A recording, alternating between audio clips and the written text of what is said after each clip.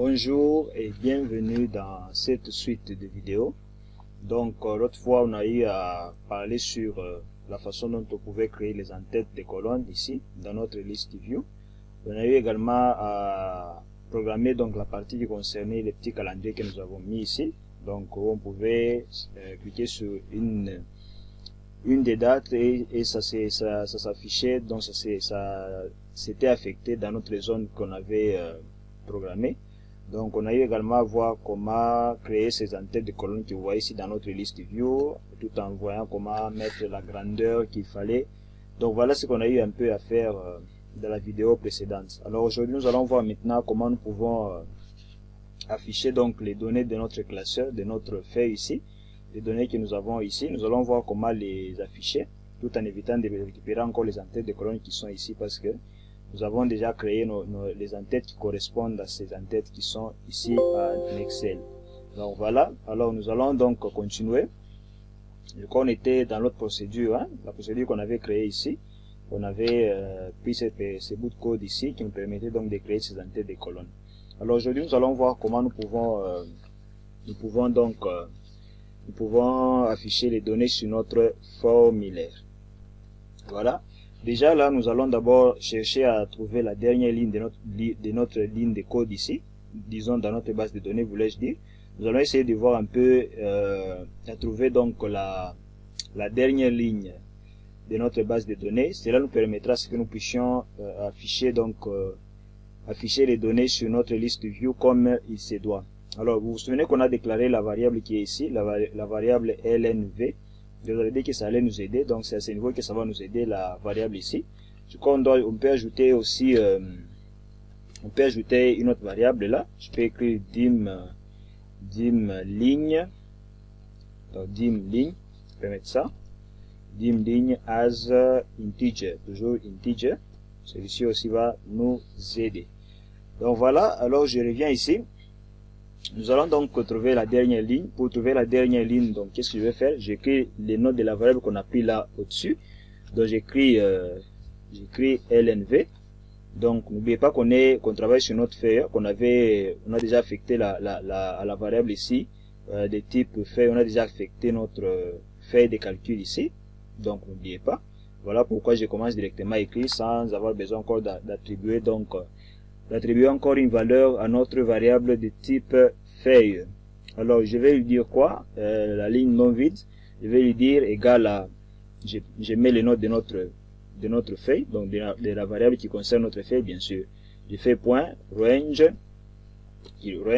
donc il puisse se ranger sur notre ligne qui va nous permettre à ce que nous puissions détecter la dernière ligne de notre base de données. Donc dans notre colonne ici, la colonne A, donc c'est là que nous allons faire la vérification à partir de cette colonne ici. Alors je rentre là, je lui dis range, qu'il puisse se ranger donc dans la colonne A. La colonne A, voyons, qu'est-ce que j'écris là? Voilà, colonne A. Et qu'est-ce que je vais encore lui dire? Qu'il puisse donc affecter, donc qu'il puisse donc s'associer, si on peut dire ainsi, qu'il puisse s'associer. Voilà, pour faire le comptage donc de ces colonnes là, on va faire rose. Qu'est-ce que j'écris là? Rose, je peux mettre quel argument? Mettre un count. Voilà. Donc, il va chercher la dernière ligne dans notre feuille qui est là, à partir de la variable qu'on avait déclarée de type feuille, et qu'il puisse se ranger dans la colonne ici A.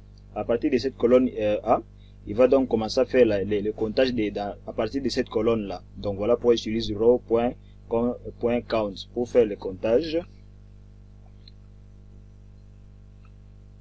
Je peux fermer la parenthèse, mais pas à ce niveau. Je ferme la parenthèse à ce niveau là. Voilà. Et là, qu'est-ce que je lui dis? Je lui dis end. Je vais expliquer après. End. Excel app. Je vais fermer aussi ici. Et je fais point row. Voyons, est-ce que j'ai oublié quelque chose ici? Pourquoi c'est en rouge? Est-ce que j'ai oublié quelque chose? Je ne pense pas avoir oublié quelque chose. Voyons. Je crois que tout est OK. Je ne pense pas. Ah, j'ai oublié un petit point ici, je crois. Voilà, donc comprenez, hein? Des fois, on est en train de programmer souvent, on oublie des petits détails. Donc, c'était un peu ce qui était important. Donc, il fallait mettre les petits points là-bas pour qu'on puisse bien vérifier.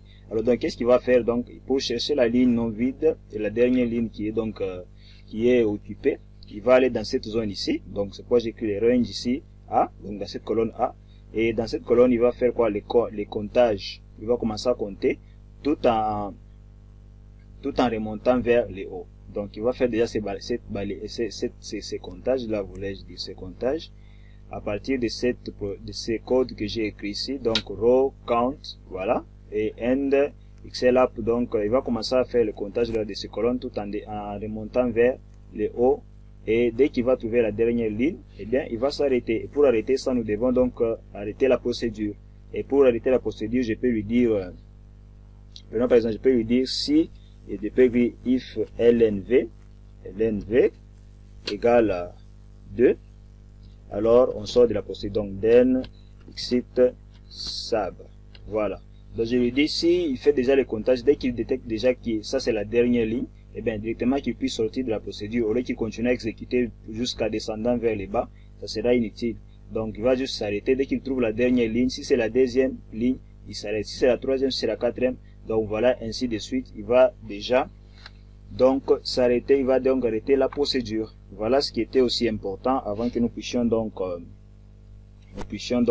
afficher nos données. Alors, qu'est-ce que nous allons faire là? Nous allons créer donc une boucle. La boucle qui nous permettra, c'est que nous puissions récupérer les données qui sont dans chaque colonne. Donc, vous voyez, il y a cette colonne, il y a cette colonne qui est là, cette colonne qui est là, cette colonne qui est là, et ainsi de suite. Nous allons donc créer une petite boucle. On s'en fout. Bon, on n'est pas là pour parler français, bien sûr.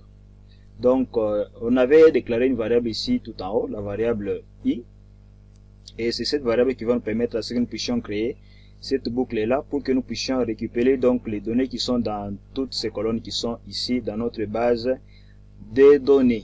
Voilà. Alors qu'est-ce que je vais lui dire? Eh bien, je lui dis for each i in. Donc on va chercher dans notre feuille qui est là, c'est ce que nous allons chercher. Donc je lui dis for each in, on écrit le nom de notre variable point. Je lui dis range. Donc il doit effectuer, je vais vous expliquer, il va effectuer un balayage dans notre colonne là. Je vais vous expliquer. Donc je prends A2, là où commencent nos données. A2, je vais vous expliquer, patientez. Voilà. Là je crois que c'est bon. Non, j'ai oublié quelque chose, voilà. Jusqu'à A. Et je ferme les guillemets.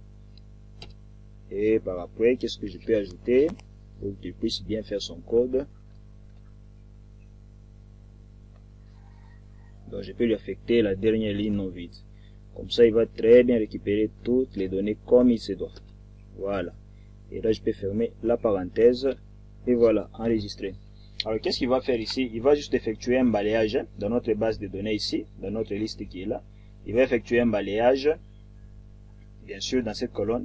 Il fera un balayage qui est là pour nous permettre ainsi qu'il puisse bien récupérer les données, commençant par notre ligne, dans notre ligne ici A2, donc la cellule A2. C'est pourquoi vous avez vu, j'ai écrit ici A2. Donc il va effectuer le balayage à partir de notre première colonne ici.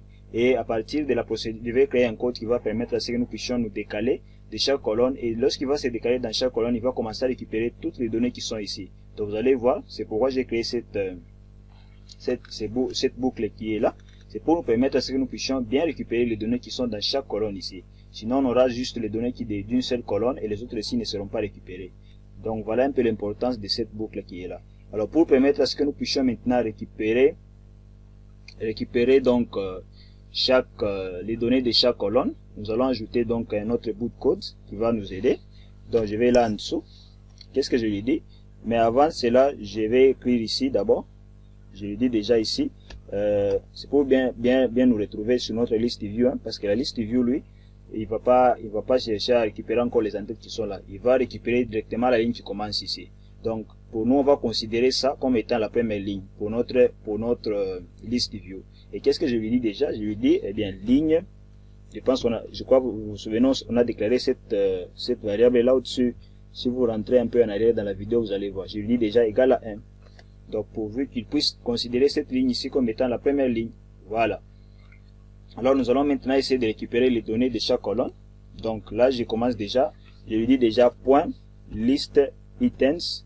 Je fais virgule, virgule. Ça nous intéresse pas les autres arguments. Je mets C. Je descends ici en bas. Donc, considérons déjà, non, je mets I.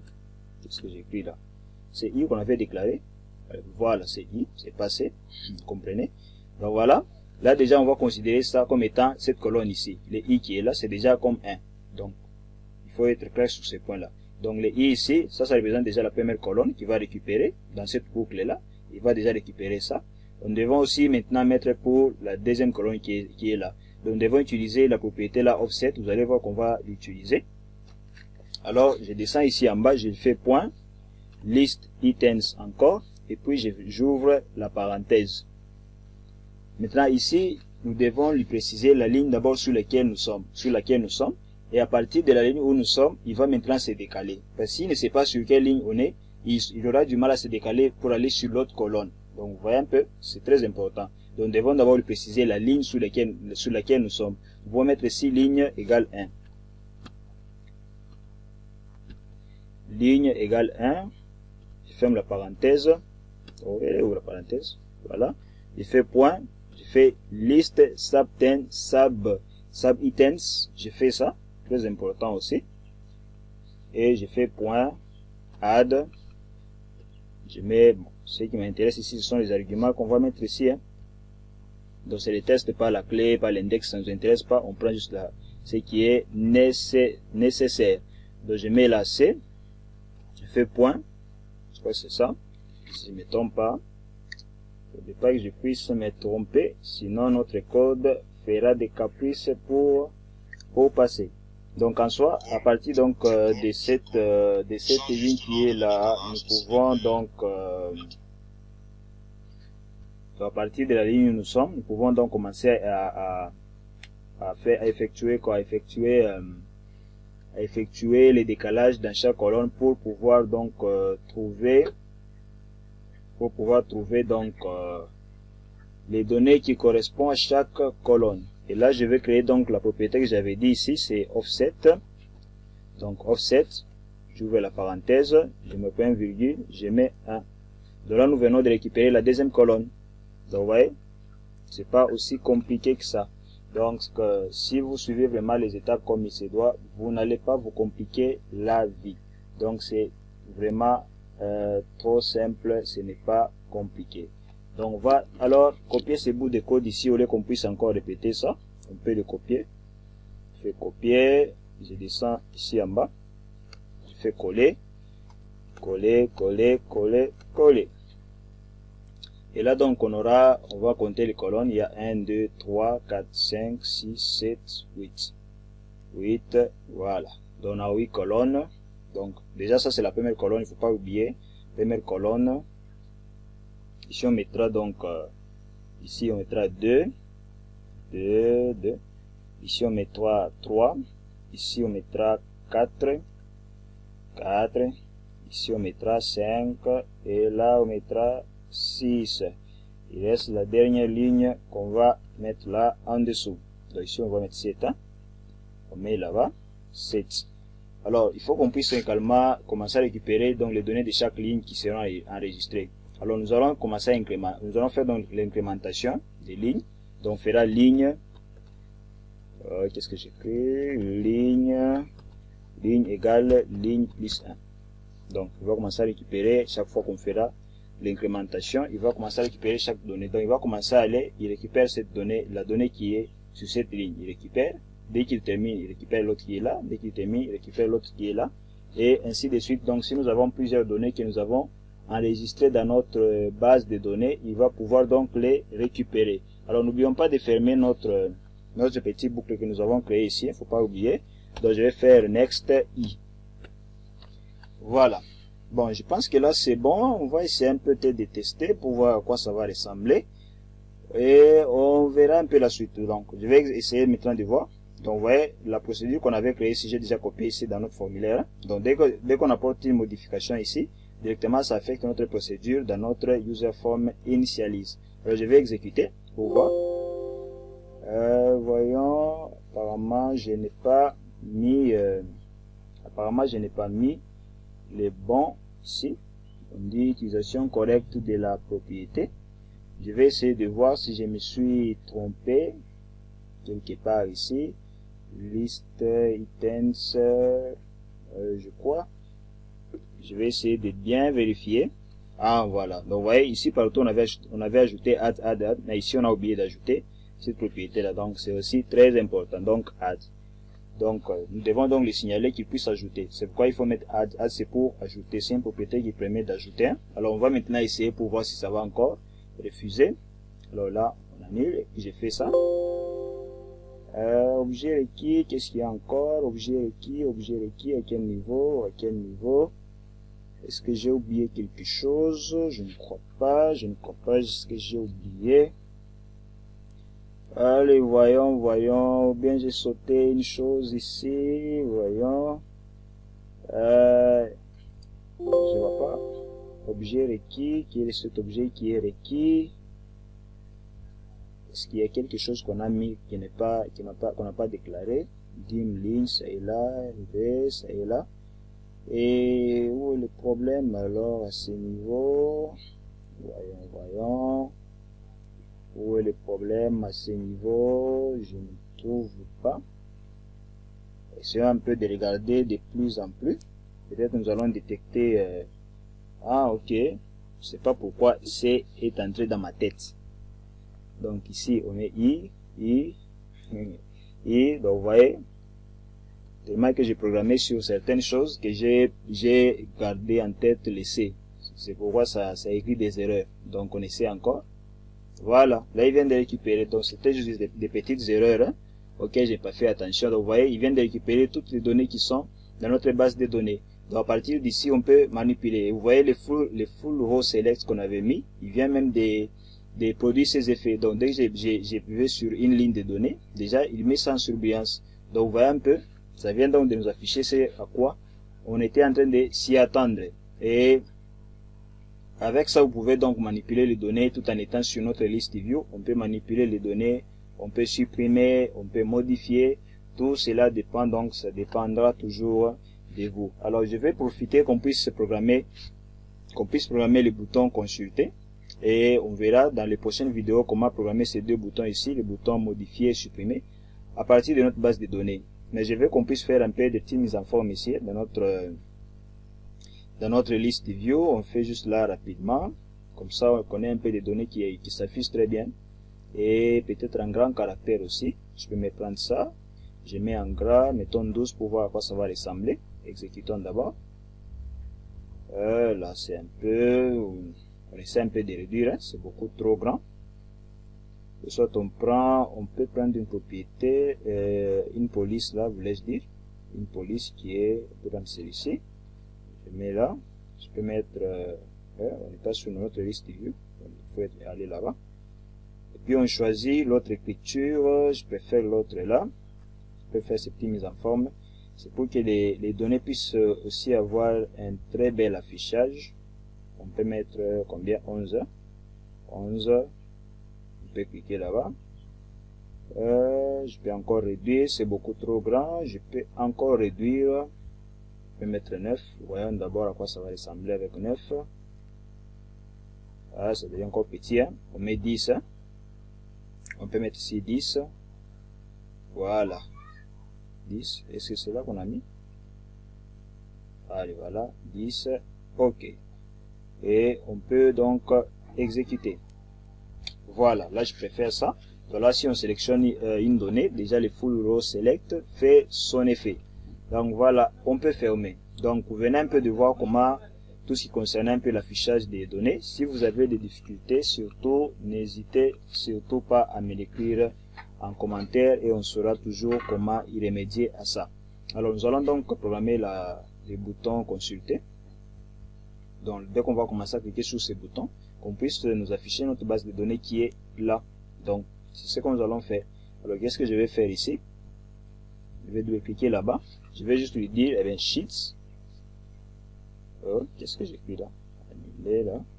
Donc, on parle dans notre BT consulté. Qu'est-ce que je lui dis? Eh bien, Sheets. J'ouvre la parenthèse. Je lui donne le nom de ma feuille. Je ferme la parenthèse. Je fais point activate. Activate. Et je lui dis, eh bien, quand tu es sur cette feuille, que tu fasses quoi? Qu'il puisse se ranger sur la cellule A1. Même si on est en bas de notre base de données, qu'il puisse directement remonter vers la cellule A1. Et je ferme là. Je dis qu'il puisse sélectionner cette cellule. Tout simplement. Voilà. Il peut également, il peut d'abord commencer par fermer les formulaires. Comme ça, on peut voir les données directement. Alors, je lui dis, je peux lui dire quoi? Oui, voilà, en load me. Donc, il puisse fermer le formulaire carrément. Il ferme et puis nous affiche la base de données. Alors voilà, je vais essayer de rentrer sur ça. Je vais créer notre feuille. Je peux mettre ça ici au début. Alors ici on va nommer ça accueil. Donc accueil. Voilà, accueil. Et ici on pourra, on peut changer même la couleur. Hein. On peut mettre la couleur, on peut mettre même la couleur noire. Hein, pour ne pas situer les yeux. Alors, on va insérer donc forme là. On peut prendre ici pour créer donc des boutons qui vont nous aider à pouvoir faire certaines actions. Allez, voilà. Je peux copier encore. Je mets là en dessous. Donc, ces boutons ici vont aussi nous aider, entre autres, pour afficher les formulaires au lieu qu'on soit obligé d'aller dans notre onglet développeur pour afficher quoi, notre fiche de saisie ou formulaire de saisie. On peut carrément donc créer des boutons ici. Alors ici on va renommer, on peut mettre ici, comment je peux dire, on peut écrire même nouvel enregistrement, nouvel enregistrement. Voilà. Ici je peux mettre consulter la base de données, consulter la BD. On peut mettre ça comme ça. Alors je sélectionne les deux ici, je peux centrer les textes. Donc on peut les centrer, je peux agrandir ça, mettre ça en gras, aider un peu. La couleur, je peux mettre la couleur noire. Les remplissages, je peux mettre la couleur blanche. Voilà. Et on peut voir le contour. Qu'est-ce qu'on peut? On peut ajouter la taille du contour. Ça peut être comme ça. Et on met la couleur. Quelle couleur ici pour le contour? Mettons même orange. Et je peux mettre aussi des effets de boutons. Qu'est-ce que je peux prendre ici? On prend ça. Voilà. Je peux également changer la police. En fait, ces petites mises en forme peuvent aussi vous aider à bien faire une bonne présentation de votre projet. Donc ça peut toujours vous aider. Donc là vous voyez ça ressemble à rien, ce sont juste des formes, hein, mais nous allons essayer de faire à ce que ça soit comme des boutons. Dès qu'on va cliquer sur nouvel enregistrement, que la fiche puisse s'afficher, et quand on va cliquer sur consulter, on va pouvoir donc voir, on va voir comment nous afficher donc les données. Donc voilà, voilà, je peux avancer ça ici, je peux mettre ça ici, l'autre je peux mettre ça ici. Alors, qu'est-ce qu'on va faire maintenant pour qu'on puisse nous afficher la fiche pour l'enregistrement d'un nouveau livre? J'y arrive. Donc, nous allons également voir comment consulter notre base de données. Donc, dès qu'on clique ici, qu'on puisse nous afficher la base de données. Alors, je vais rentrer sur notre onglet développeur, Visual Basic. On va créer ce qu'on appelle des modules. Des modules ressemblent presque à des macros. Donc, c'est un peu ça. On va créer juste des modules. Alors, je crée là, je passe sur module, je crée une procédure, hein. Par exemple, sab ouvre fiche, sab ouvre fiche, je fais ça, et j'écris les bouts de code, je peux renommer ça ici, je peux écrire ouvrier comme ça, et ici j'écris quoi? J'écris tout simplement, j'écris le nom de notre formulaire, hein, de saisie, donc c'est forme B, je fais point, j'écris show, tout simplement. Donc il puisse juste nous afficher quoi, nous afficher notre formulaire. Je peux créer encore un autre module, voulais-je dire. Module, ici je peux écrire par exemple consulter. Je peux écrire cons comme ça, BD. Et ici j'ai dit bon, sab voir BD. Fait ça. Et pour ça, je lui dis juste des sheets, le nom de notre feuille de données. Je ferme les parenthèses, je fais point activate, et je lui dis range, comme je l'avais dit, hein, range A1, A1, je ferme ça, point, qu'est-ce que je peux mettre, select. Voilà. Donc maintenant c'est ces deux modules qu'on va affecter à nos deux formes qu'on a utilisées et ça sera transformé en bouton. Donc je rentre ici. Alors pour les nouveaux enregistrements, on aura besoin de nous afficher notre fiche. Je vais faire un clic droit sur notre forme. Je descends là où c'est écrit affecter une macro. Je descends là en bas. Je prends donc ici qui concernait la fiche. Celle-là c'est ouvre fiche. Vous vous souvenez qu'on a créé ici le module. Je fais OK. Et là, dès que je clique ici, vous voyez même la main a changé, contrairement à l'autre qui n'a pas une macro. Donc vous voyez, c'est différent. Là maintenant, ça devient comme un bouton. Dès que je clique là-bas, on m'affiche notre formulaire. Je peux fermer ça. Et ici, si je vais consulter, il faut qu'on m'affiche déjà la base de données. Alors je vais encore rentrer ici. Et non, je vais toujours rester sur notre feuille. Je vais faire un clic droit sur l'autre ici. Je prends dans affecter une macro. Je prends voir BD. Je fais OK. Et là, si je clique ici, eh bien, vous voyez, il m'affiche directement quoi? Il m'affiche donc la base de données. Donc c'est un peu ça, c'est pas compliqué. Et même si je suis sur notre formulaire, dès que je clique sur consulter, il m'affiche ça et il se ferme directement. Donc voilà, ce sont aussi des petites astuces qui vont vous aider, mais je crois que nous allons beaucoup plus exploiter au fur et à mesure que nous allons évoluer. Donc voilà un peu ce que j'ai voulu qu'on puisse faire concernant donc la vidéo d'aujourd'hui. On a vu comment afficher les données sur notre formulaire ici. Nous allons maintenant voir dans les prochaines vidéos comment modifier, comment supprimer donc les éléments d'une base de données. Et vous allez voir que c'est pas compliqué. Surtout, je vous invite vraiment à suivre les autres vidéos précédentes pour que vous puissiez avoir les notions qu'on a eu à exploiter dans les autres vidéos. Et ça pourra beaucoup vous aider si vous êtes en train de travailler sur Excel avancé, Excel Visual Basic. Ça va beaucoup vous aider. Alors, j'espère qu'après avoir suivi cette vidéo, vous serez vraiment nombreux à vous abonner, à cliquer sur le petit bouton qui est juste en bas là, c'est écrit s'abonner. Vous n'allez pas hésiter à cliquer là-dessus. Et si vous aimez vraiment les vidéos que j'ai fait, n'hésitez pas à me faire un commentaire. Si vous avez des difficultés, n'hésitez pas à me l'écrire en commentaire. Je suis là pour pouvoir vous assister. Alors, on se dit ciao pour la prochaine vidéo.